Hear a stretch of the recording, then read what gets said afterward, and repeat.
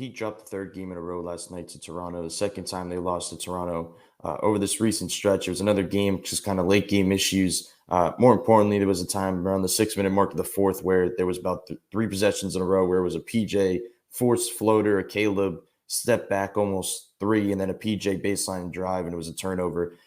They force and go through these empty possessions too often in the fourth quarter, where you're working things too often through your role players when you have these other guys just kind of standing around watching.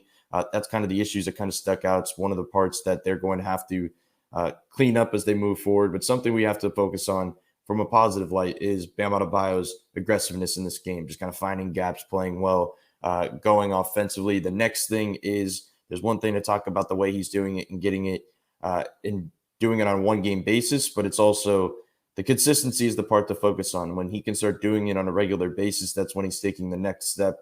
But showcasing it right now, it's just interesting to see the way that he can go about things. So for one, if we start out right here, he has Fred VanVleet on his back.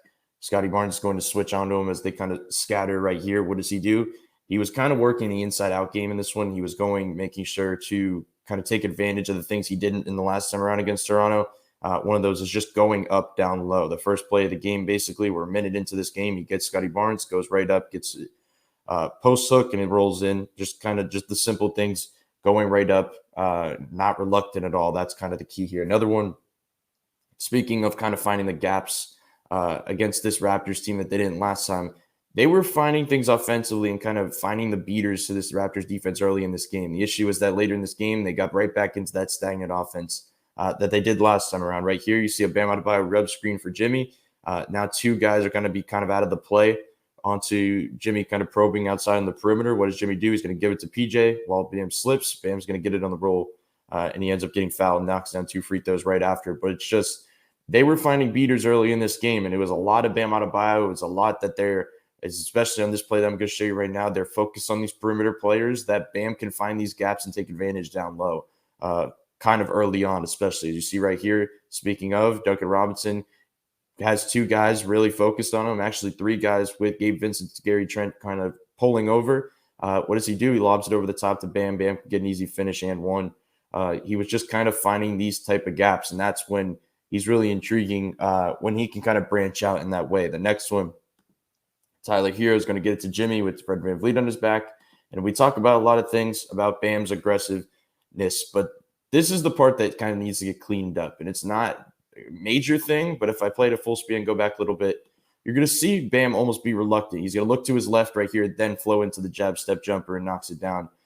He has that in his bag. We all know he has that in his bag, but he needs to eliminate that second guess that he does to himself, because he has that. He should not be looking for that handoff right there with a low shot clock. He needs to be flowing into that jumper time and time again, because he has that. The next thing is, when does he not second guess himself? When he's playing at a speed that doesn't allow him to. When he has momentum and he's flowing in these ways that he was, especially kind of in the third and the second, and even sometime in the fourth, he was kind of just gaining momentum, playing higher up in the perimeter and kind of getting to the rim aggressively.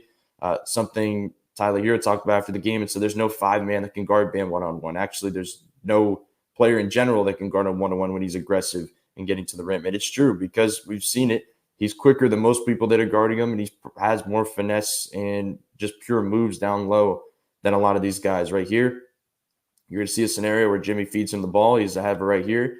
He's going to act like he's pulling up for the jumper, hesitates, go for the left-hand finish, scoops it up. Just an insane finish right here.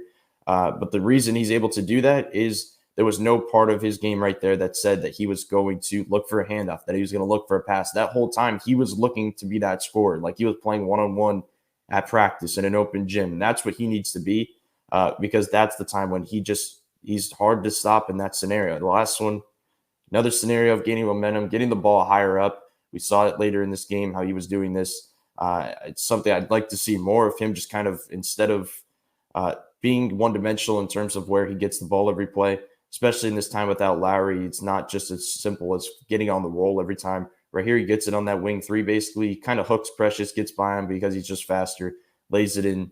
Just simple plays. He's just heck of an athlete, and he's just such a skillful player that he needs to utilize it and go from these different spots. But like I said, it comes down to consistency, and that's the next step here. He can do it on a one-game basis. We know what he has in his bag, but until he can do that, that's when the trajectory of this Heat team totally changes. Putting 3-game losses in a row aside, putting this 2 losses to Toronto aside, if that can be found over this stretch, over this kind of the issues that they're finding, if that can shine over this stretch, then they have something later in the season.